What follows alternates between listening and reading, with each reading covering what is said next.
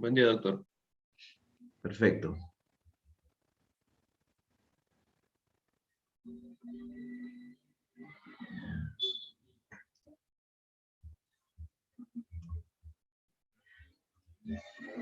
Muy bien, el tema que me toca realizar a mí el día de hoy con ustedes es imagenología como ayuda diagnóstica en ginecología. Vamos a empezar. El tema de ahora está orientado más a la que es la parte ginecológica, no obstétrica, sino ginecológica, donde muchos de estos exámenes también lo usamos como instrumento de ayuda diagnóstica o de seguimiento en lo que es también obstetricia. Dentro de los exámenes de ayuda diagnóstica que vamos a conversar el día de hoy está lo que es la ecografía Doppler ginecológico, la ecografía transvaginal, la histerosonografía, la histerosalpingografía, la tomografía y la resonancia magnética. Todos estos son exámenes de ayuda diagnóstica interpretados por el médico, por el ginecobstetra, para dar un resultado que nos va a ayudar a nosotros, junto con la parte clínica, en poder llegar a un diagnóstico y el manejo adecuado para cada patología que tengamos ante nosotros. Para entender un poco de lo que es imagenología y ginecología, es importante tener algunos conceptos básicos como la terminología que usamos, las características de lo que vamos a apreciar y lo principal, conocer el instrumento que vamos a utilizar. El instrumento que más utilizamos en lo que es ginecología es el ultrasonido. Prácticamente hoy en día todos los ginecobstetras vamos de la mano con lo que es el ultrasonido. Para ser más claro, lo que es la ecografía endovaginal, o obstétrica, pélvica, vamos de la mano con eso, porque es nuestro instrumento de bandera como ayuda diagnóstica. Y el ultrasonido, cuando nosotros realizamos una ecografía, tenemos que conocer que está formado por tres tipos de transductores: el transductor convexo, el transductor transvaginal y el transductor plano. ¿Me copian correctamente hasta el momento, no?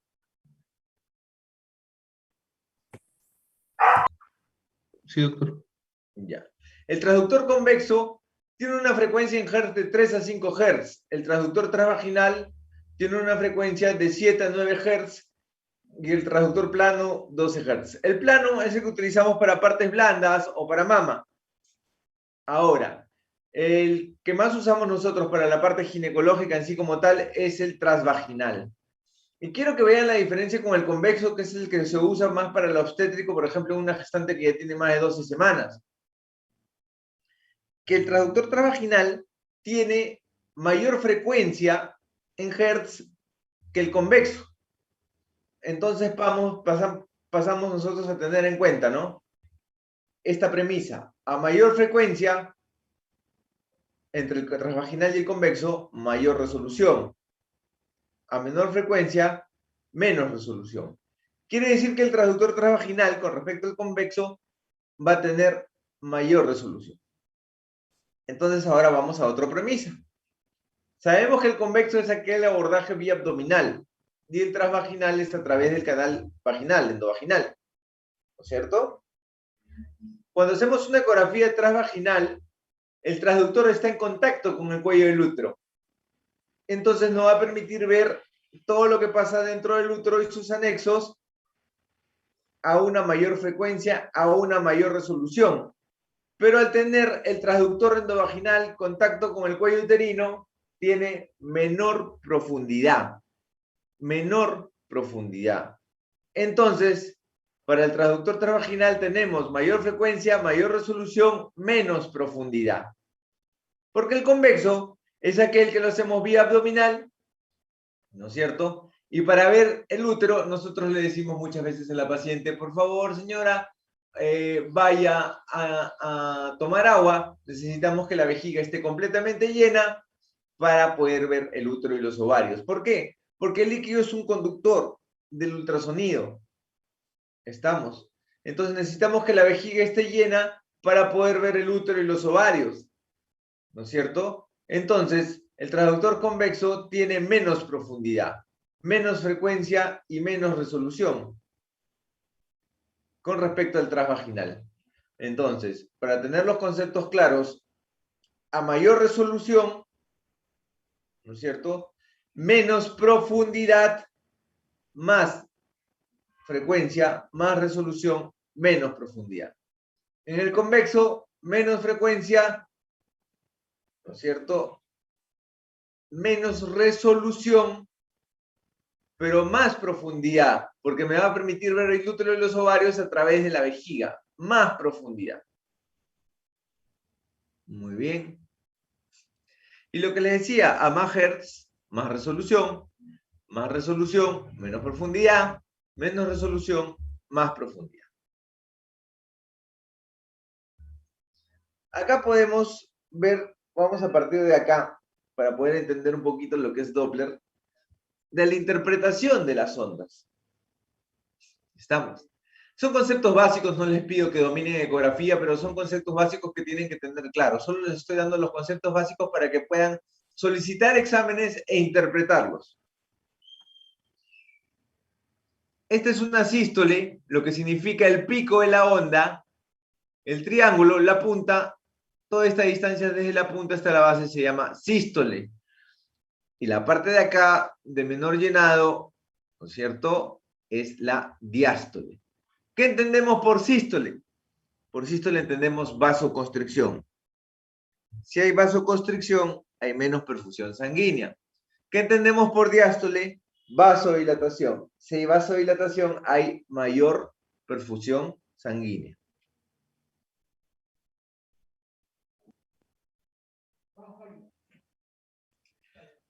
Acá podemos ver una onda donde a mayor diástole, obvio, si la parte de acá de la onda, como les mostré en el gráfico anterior, está aumentada, va a haber más sístole, menos sístole, para que me lo entiendan.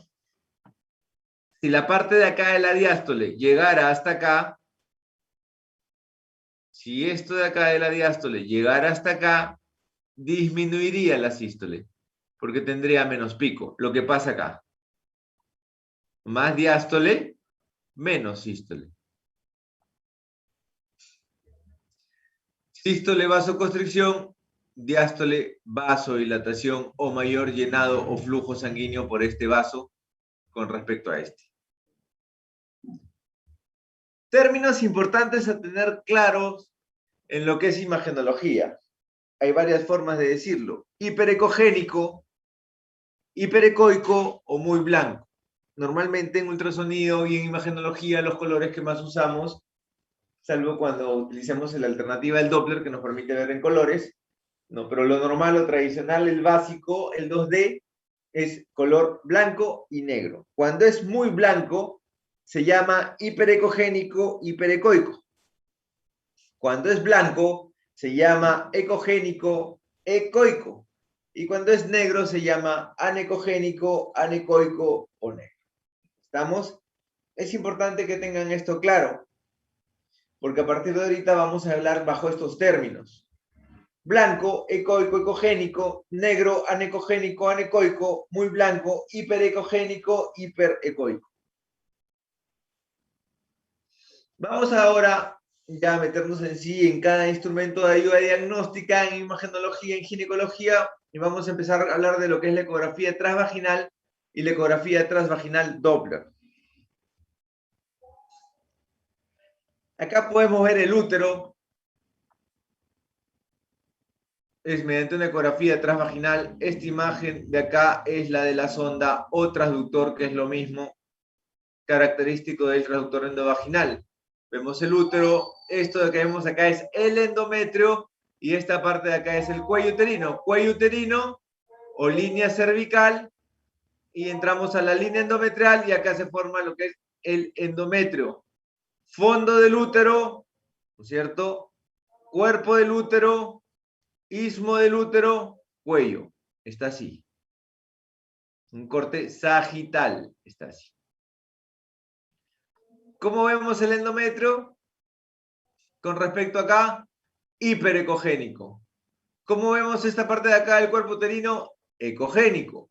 ¿Y cómo vemos este vasito de acá negro? Anecogénico. Lo mismo que decir hiperecoico, ecoico, anecoico. Y acá podemos ver, mediante un transductor endovaginal, ambos ovarios.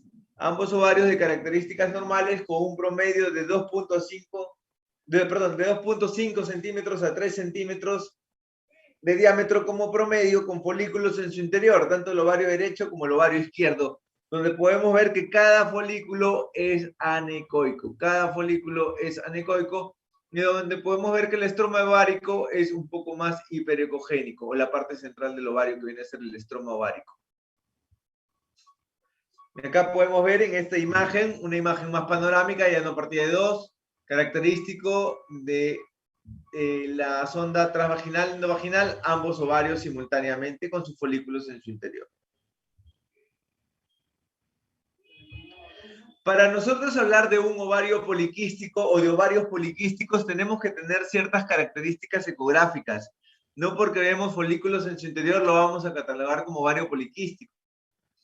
Ni siquiera porque vemos varios folículos. No, para tener nosotros dar el diagnóstico de ovarios poliquísticos, porque es importante tener esta patología claro. Muchas veces ponemos ovario poliquístico por ecografía y el paciente piensa que tiene una patología grave. No, es descriptivo, es descriptivo.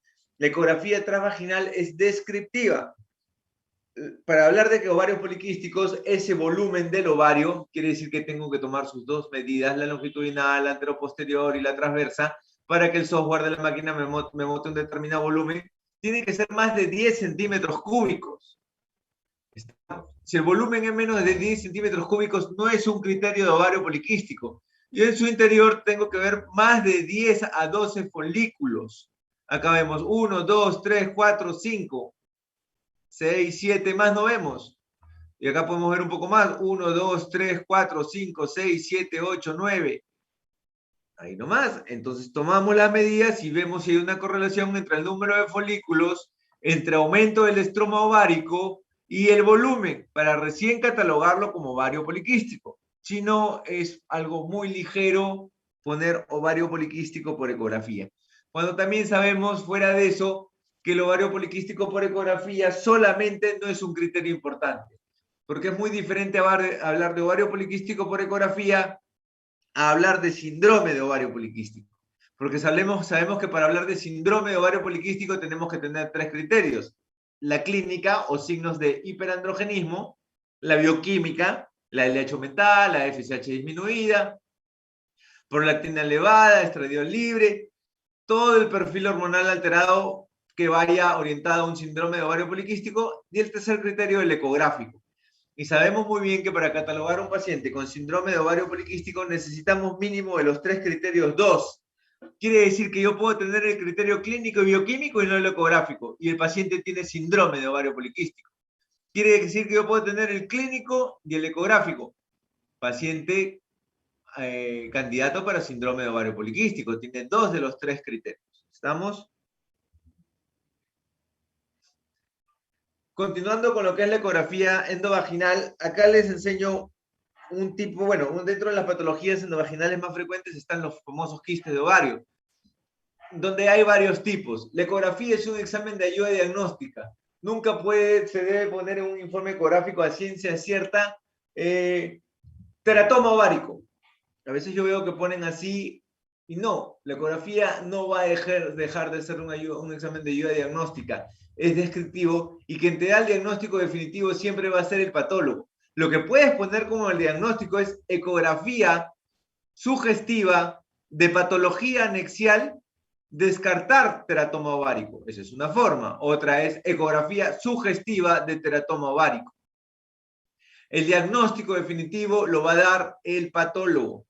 Puedes tener características ecográficas en base a lo que estamos conversando que te orientan a una determinada patología, pero no se debe hablar ni se debe ser concluyente, porque también trae problemas médico-legales si no sale la patología como lo pensabas según lo que estabas evaluando en la ecografía.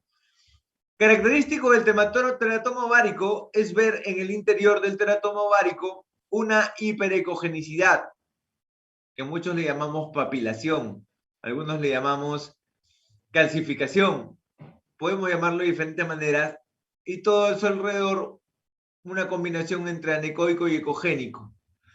¿no es cierto? Digamos que es medio heterogéneo. Esta imagen es característica del teratoma ovárico. Como vemos acá, este quiste tiene un diámetro de 60 milímetros o 6 centímetros de diámetro. Acá tenemos otro tipo de quiste muy característico, ¿no es cierto? Principalmente mujeres en edad fértil, que es el endometrioma. Característico es tener en su interior, ¿no es cierto?, una ecogenicidad catalogada como imagen en vidrio esmerilado, característico del teratoma. Todo su interior está copado por ese contenido en vidrio esmerilado. Esta imagen que estamos viendo es característica del endometrioma ovárico.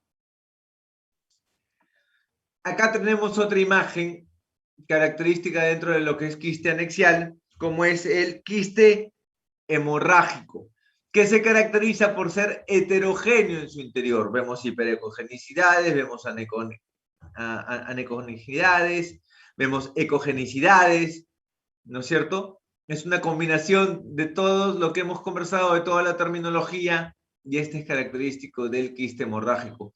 Hemos visto 3 quistes característicos hasta ahora, como son en la ecografía el sugestivo de teratoma ovárico, el sugestivo de endometrioma y el sugestivo de hemorrágico. Y acá pasamos a decir quiste simple de ovario. Quiste simple de ovario porque su contenido es netamente anecoico, líquido. Por lo general son los famosos cistodenomas mucinosos, cistodenomas serosos. No tienen tabiques ni ningún contenido en su interior. Bueno, acá le han puesto la opción del Doppler. No pinta nada de Doppler en su interior. No pinta ninguna vascularización en su interior. Acá lo que está pintando el Doppler son los vasos aledaños al quiste ovárico. No tiene ninguna importancia en este caso. ¿Ya? Entonces, acá puedo poner quiste simple de ovario derecho, izquierdo, lo que fuera, descartar cistoadenoma mucinoso. Hay que saber poner los diagnósticos, hay que saber expresarse, hay que saber interpretarlos. Tumoración compleja de ovario.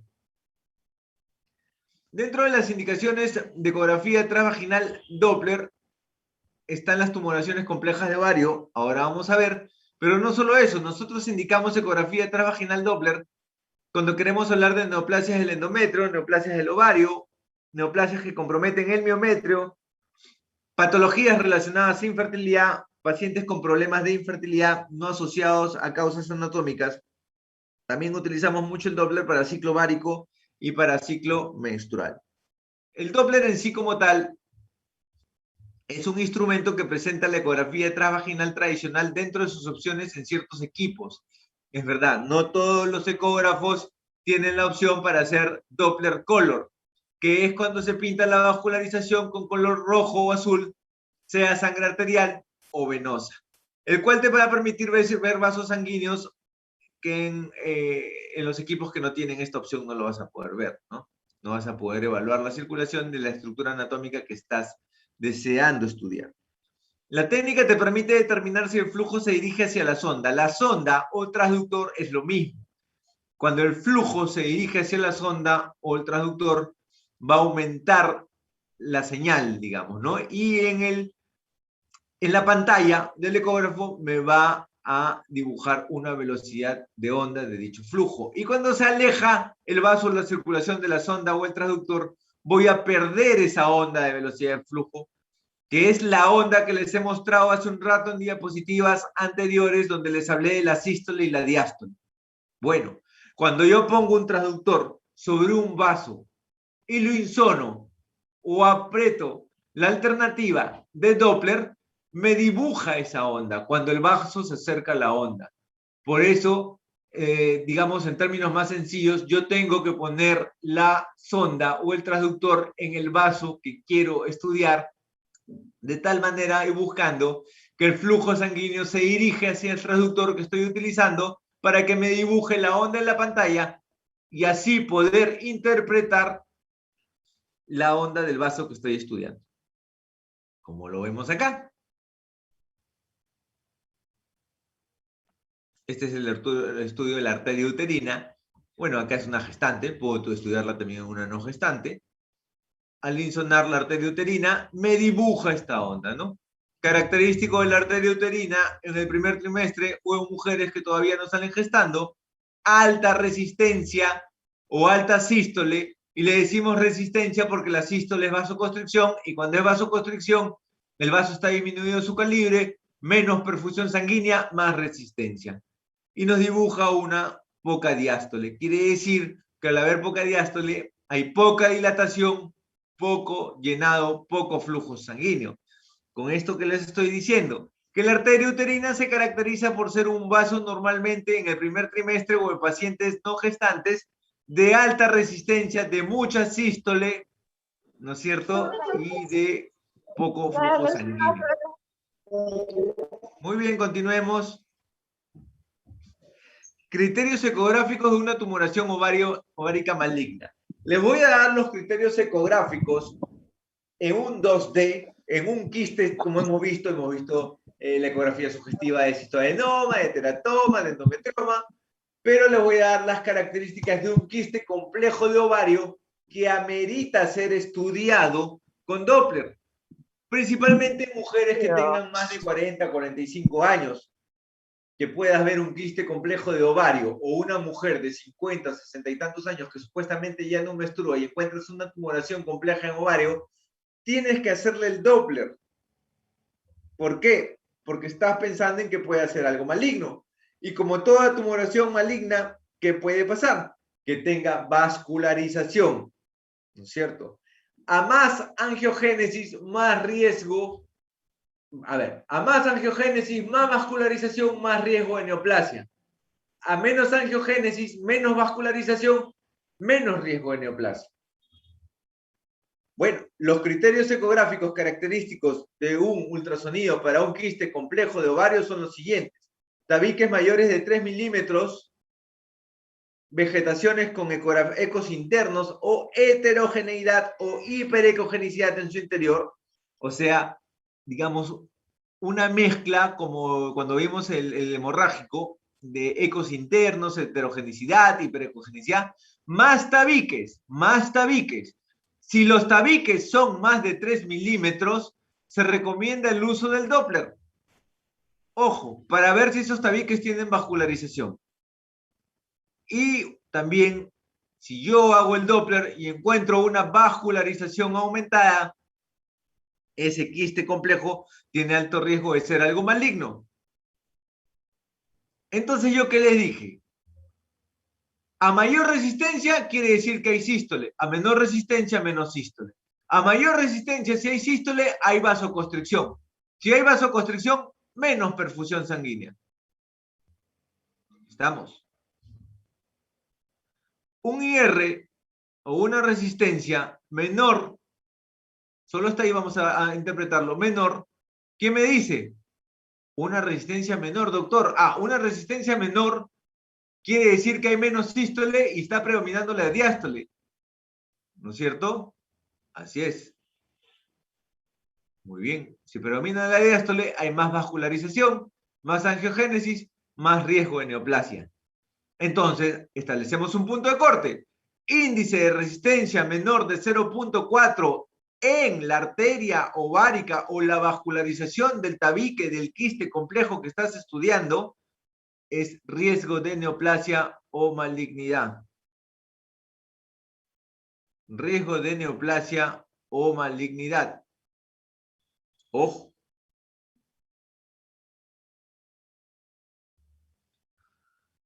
Acá vemos un quiste de ovario donde vemos una hiperecogenicidad en su interior, ¿no es cierto? Que podemos decir, doctor, eso puede ser un teratoma. Sí, le ponemos el Doppler, lo insonamos.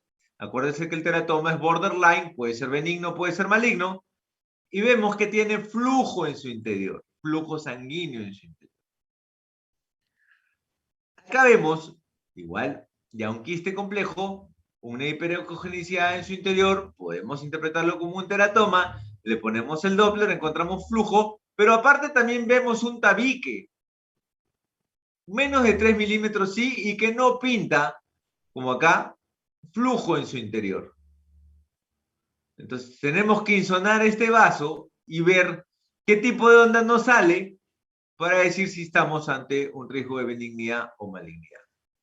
Ojo, cuando tenemos una tumoración de ovario compleja, es verdad que pedimos nosotros marcadores en sangre, como el CA125, como el alfa-fetoproteína, como el antígeno carcino embrionario, o como la HCG cuantitativa que se eleva también ante una tumoración maligna de ovario. No solo es para embarazo. Pero, aparte de esos marcadores bioquímicos en sangre, nosotros hacemos el estudio del Doppler ginecológico de lo que estamos viendo y conversando ahorita. Quiere decir que si una paciente en su serum de 55 años les trae una ecografía y le ponen tumoración de ovario de 4 centímetros, mixta, con heterogenicidad y tabiques en su interior, ustedes solicitan un Doppler y solicitan los marcadores bioquímicos en sangre. Si tienen en el sitio donde están para pedirlo ahí, excelente. Si no, lo refieren o lo transfieren, mejor dicho, porque la diferencia entre transferir y referir es que yo te mando un paciente para que lo estudies y luego me lo devuelvas. O sea, tengo una contrarreferencia. No, pues porque si estuvieran en un puesto de salud, un centro de salud, no van a poder manejar esto si el Doppler les sale alterado. Mandan una transferencia para que la estudien y le den manejo y tratamiento. Transferencia no da lugar a contrarreferencia. Lo transfieren porque no tienes la capacidad resolutiva para manejar ese paciente ahí. Pero fuera de eso, si encontramos que el IR es menor de 0.4 en este Doppler, en esta onda de este vaso que insonemos, estamos ante un alto riesgo de angiogénesis, de vascularización, de neoplasia. Y se ha demostrado que de todos los marcadores, y quiero hacer énfasis acá, predictores, ojo, para cáncer de ovario, el más sensible es el Doppler más que los marcadores bioquímicos en sangre. El más sensible es el Doppler más que los marcadores bioquímicos en sangre.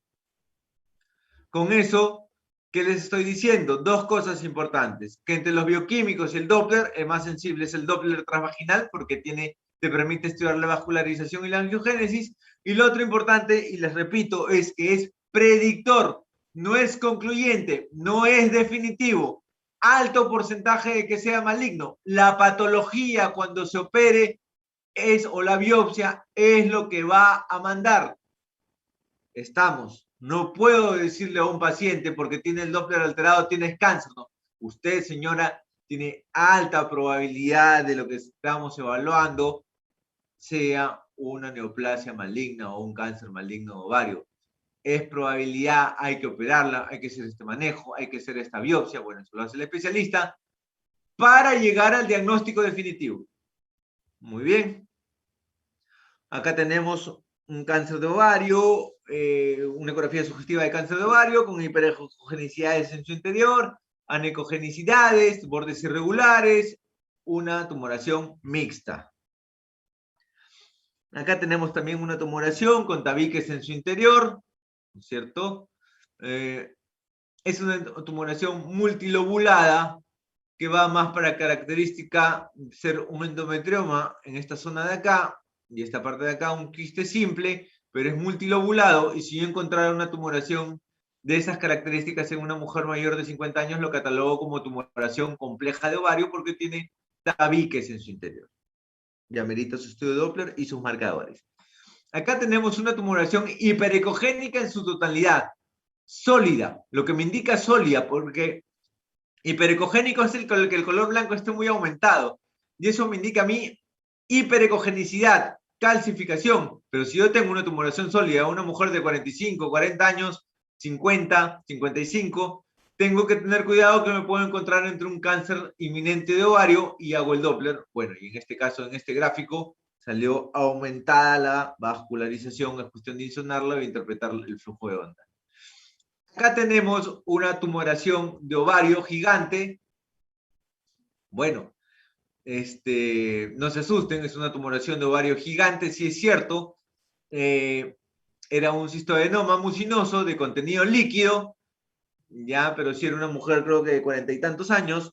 De todas maneras, no se olviden que cuando tienen tumoraciones gigantes de ovario, tumoraciones sólidas en mujeres mayores de 40 y muy independiente que los marcadores predictores en este caso no salieron alterados y elevados, se recomienda retirar en su totalidad de la base, evitando de que esta tumoración se rompa durante la cirugía, porque si fuera algo maligno, obvio que lo va a estudiar el patólogo, voy a hacer que todo se siembre o se disemine. Entonces, tengamos en cuenta que en este tipo de tumoraciones lo ideal es sacarlo en su totalidad sin que se rompa durante la cirugía.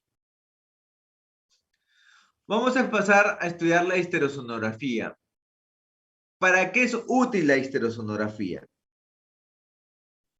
La histerosonografía me permite a mí evaluar el endometrio. Lo que pasa, quiere decir que si yo tengo una paciente con una hemorragia uterina normal o una hemorragia uterina disfuncional y después de estudiarle lo bioquímico, porque puede estar ante una disfunción ovárica y esa puede ser la causa de su sangrado, fuera de regla, una endometrorragia, ¿no es cierto?, abundante o escaso, pero es fuera de regla, y estoy pensando en una patología endometrial porque la causa no es por una disfunción ovárica porque su perfil hormonal salió normal, el examen ideal para estudiar lo que pasa dentro del útero o el endometrio, e incluso lo pedimos también para pacientes de fertilidad que no pueden salir gestando y de repente no se logra implantar el embrión porque tenemos un pólipo o un mioma submucoso como causa de infertilidad anatómica que no permite que el embrión se implante, o también porque tenemos una paciente que sangra un montón cada ciclo menstrual y su hemoglobina está bajando y resulta que tenemos un mioma submucoso en su interior.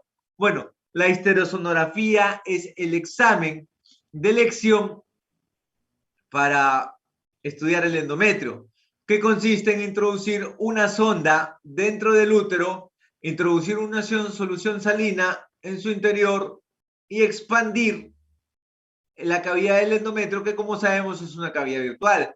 Acá tenemos un endometrio secretor, pero no podemos ver lo que pasa en su interior, porque al ser secretor es hiperecogénico, y si tengo un pólipo, un mioma submucoso en su interior, ojo, si tengo un pólipo, mioma submucoso en su interior, no voy a poder evaluarlo porque también es ecogénico o hiperecogénico. Quiere decir que las características del endometrio secretor lo supermontan. Y ustedes me pueden hacer la pregunta, doctor, y si fuera una mujer que no tiene relaciones sexuales, ¿cómo le voy a introducir una sonda dentro del útero? Perfecto. Acuérdense que el ciclo menstrual tiene dos etapas, la etapa proliferativa y la etapa secretora. Ahorita estamos viendo un endometrio secretor. El proliferativo es 3 líneas, hiperecogénico una línea, al medio otra línea hiperecogénica y abajo otra línea hiperecogénica.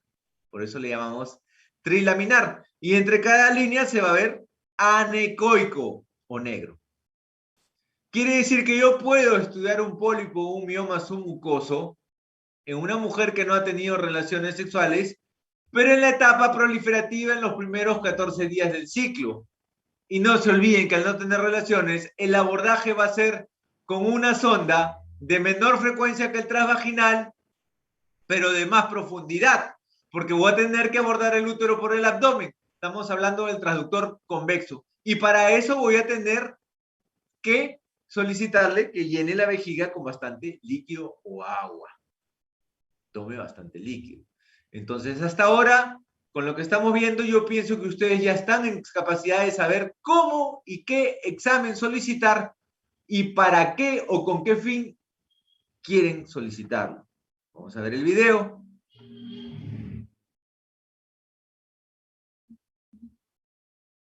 Ahí distiende y miren con lo que nos encontramos. Nos encontramos con un mioma submucoso y otro mioma, ambos de base ancha. Pueden ser pólipos también, al final lo va a determinar el patólogo, pero no se olviden que por lo general cuando uno pone Doppler en el histerosono, porque es una alternativa del ecógrafo, los miomas tienen flujo periférico, o sea, pinta alrededor todo el halo, y los pólipos tienen flujo central. ¿Estamos? Continuemos.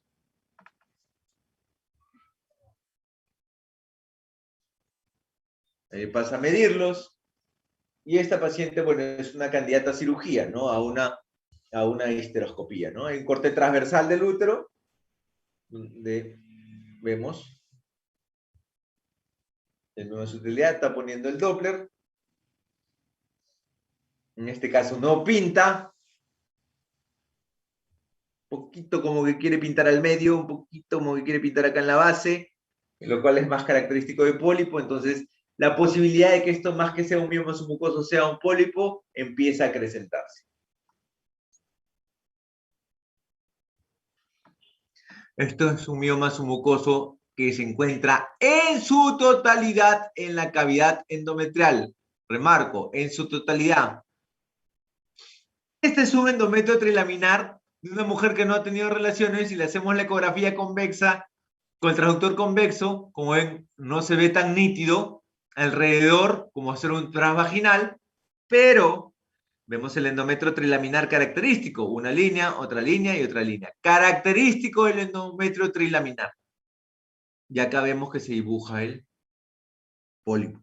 Ojo, el examen ideal para diagnosticar esto es la histerosono. Solo la alternativa que les estoy dando o el tip de cómo pedir en fase proliferativa, en endometrio trilaminar, es solo para pacientes que no han tenido relaciones sexuales. Acá vemos un pólipo endometrial. Ojo, este es un solo endometrio donde no se le está haciendo histerosono, pero como que se dibuja un halo acá dentro del endometrio que te hace pensar en que pueda tener una imagen adentro. Podemos aplicar el Doppler sin necesidad de hacerle el histerosono y tiene flujo central. Ya apunta todo a un pólipo.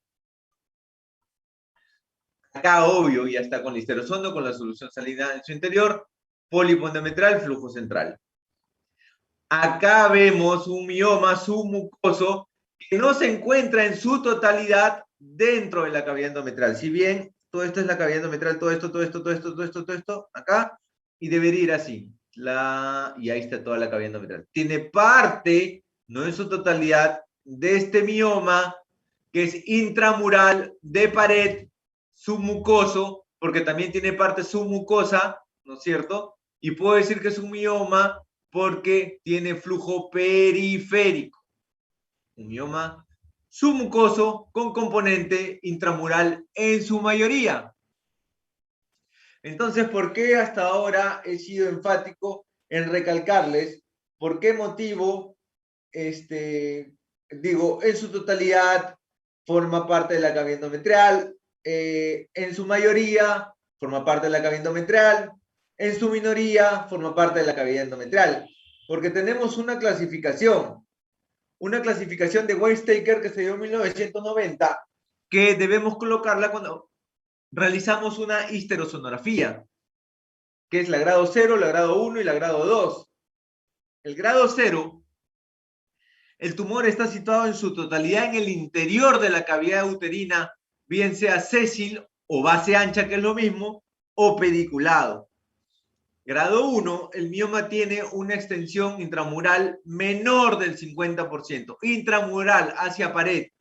Quiere decir que la mayor parte del mioma está en la cavidad endometrial. Y grado 2, la extensión intramural es mayor del 50%. Quiere decir que la menor parte del mioma se encuentra en la cavidad endometrial. Quiere decir que acá, al tener este mioma menos cantidad de todo el mioma dentro de la cavidad endometrial, es un tipo 2. Es un tipo 2. Quiere decir que acá, al tener la mayor parte en la cavidad endometrial y la menor parte en el miometrio o la parte intramural, es un tipo 1. Y quiere decir que acá, el estar en toda su totalidad dentro de la cavidad endometrial, es un tipo 0. 0. Doctor, ¿y por qué es importante esto? Simple. Para saber qué tipo de cirugía le vamos a proponer al paciente. Porque si tenemos un tipo 0, que en su totalidad va a estar el mioma dentro de la cavidad endometrial, podemos hacer el abordaje con histeroscopía. Histeroscopía y extraerlo todo vía vaginal. Si es tipo 1 y es un 80% dentro de la cavidad endometrial y un 20% en el intramural, también podemos extraerlo con histeroscopía. Pero si es un tipo 2 como este de acá, en la cual la menor parte se encuentra dentro de la cavidad endometrial y la mayor parte en la cavidad intramural,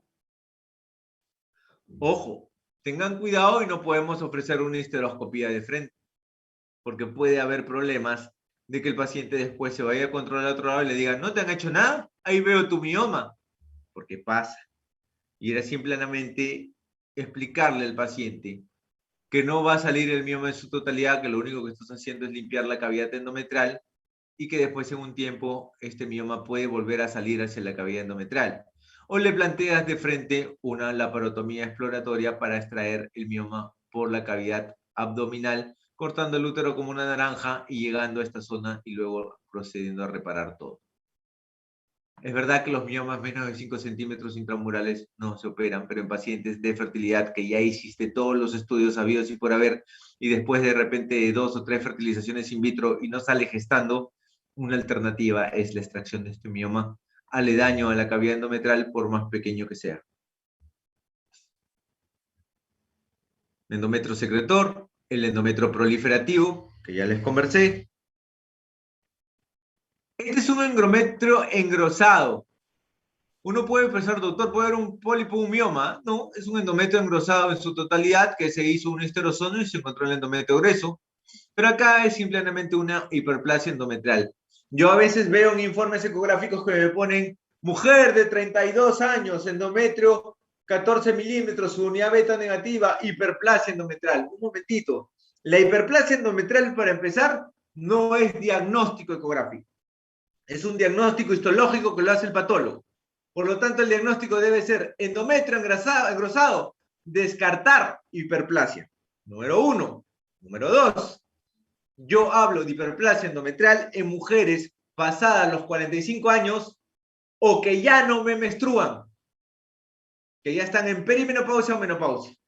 Porque son mujeres que ya sus estrógenos están disminuyendo y no tengo por qué tener un endometrio grueso. Sin embargo, una mujer de 24, 25, 30 años que todavía menstrua, yo puedo esperar un endometrio grueso en días previos a la menstruación, en fase secretora. Entonces yo puedo tener una paciente con este endometrio, con una unidad beta negativa de 28 años, y le digo, señora, 4 o 5 días después de su menstruación, venga, por volver a repetirle la ecografía y ver si todo esto ya disminuyó de tamaño. Obvio, con el sangrado se va a poner heterogéneo, y voy a poder ver si hay alguna imagen en su interior, como un pólipo, un mioma submucoso, que es lo que me está provocando la causa de que su endometrio esté grueso. Y si yo ya veo algo extraño en el control, la paso a programar por un histerosol. Pero si y lo va a poner endometrio engrosado, no le voy a poner descartar hiperplasia, control ecográfico en una semana, descartar patología endometrial, porque puede ser un pólipo o un mioma. Pero si me tiene 45, 50 años, 55, 60, no sé, voy a poner endometrio engrosado, descartar hiperplasia. De repente le hago el Doppler a ver si hay vascularización, porque puedo encontrarme ante un cáncer de endometrio. Descartar neoplasia endometrial. Descartar hiperplasia, endometrio engrosado. La ecografía es descriptiva. No me den diagnósticos histológicos por la ecografía. Eso no es adecuado.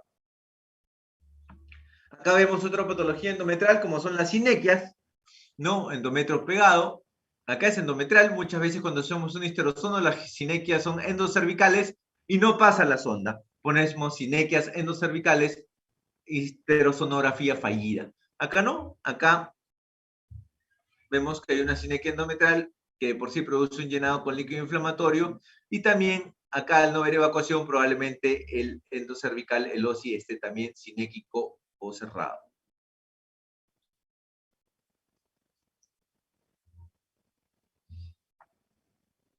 Quiero que vean lo que es una histerosalpingografía. La histerosalpingografía es para estudiar la permeabilidad de las trompas, un procedimiento que se usa mucho en fertilidad. Se hace con rayos X, histerosalpingografía, no con ultrasonido.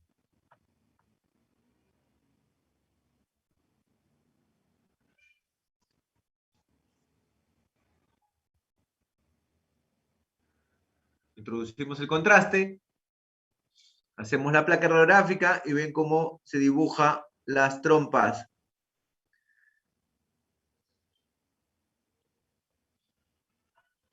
Acá clarito, trompa permeable y la otra no. Entonces hay que tener claro que la histerosonografía es introducir una sonda dentro del útero, expandir el endometrio y se hace con ultrasonido. La histerosalpingografía introduzco a través del cuello una sustancia de contraste y lo hago con radiografía para ver permeabilidad de trompas. Acá, miren acá abajo donde está el rayos X, vemos que ambas trompas se permeabilizan. Ambas trompas se permeabilizan. Y acá, en una segunda, solo vemos que la trompa del lado izquierdo del paciente se permeabiliza y la del derecho no. Pasa y acá no pasa, está obstruida. Procedimiento que se usa para fertilidad. Y por último tenemos la resonancia magnética pélvica, ¿no es cierto? Que es para ver, generalmente cuando pensamos en un cáncer útero pélvico con diseminación metastásica, ¿no? Acá vemos el útero, el intestino, es una resonancia magnética normal.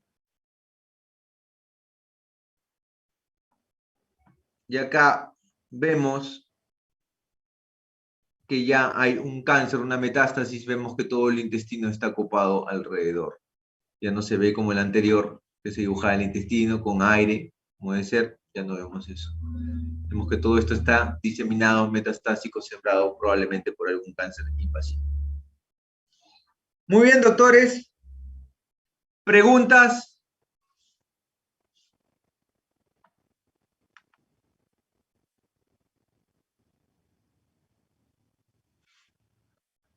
¿Preguntas, doctores? ¿Todo está claro?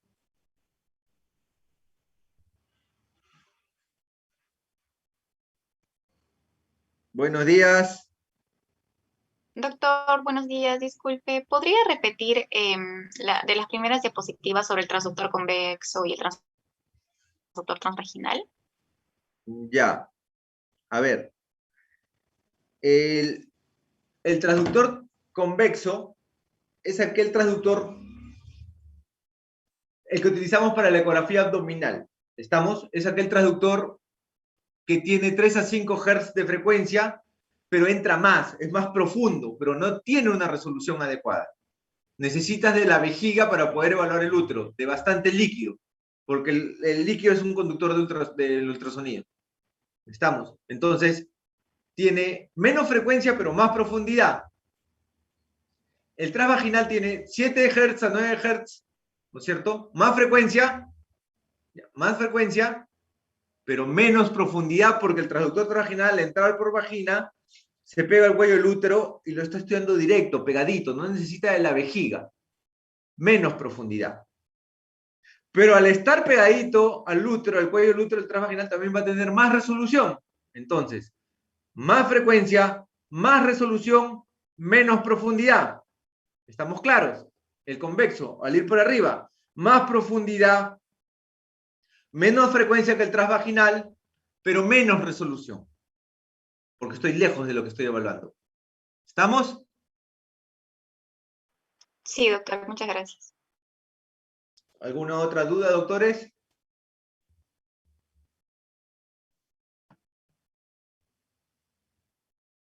¿Todo claro? Muy bien, doctores. Asumo que todo está en orden, que todo está claro. Bueno, que tengan buen día, los dejo. Gracias, doctor. Gracias, doctor. Hasta luego. Cuídense, buenos días. Gracias, doctor. Al que contestó por el chat, al que preguntó en qué caso se usa el traductor plano para patologías blandas, ¿ya? Lipomas, cáncer de mama, infecciones de herida operatoria, estamos más superficiales. Muy bien, ahora sí me despido, que tengan buen día. Gracias, doctor.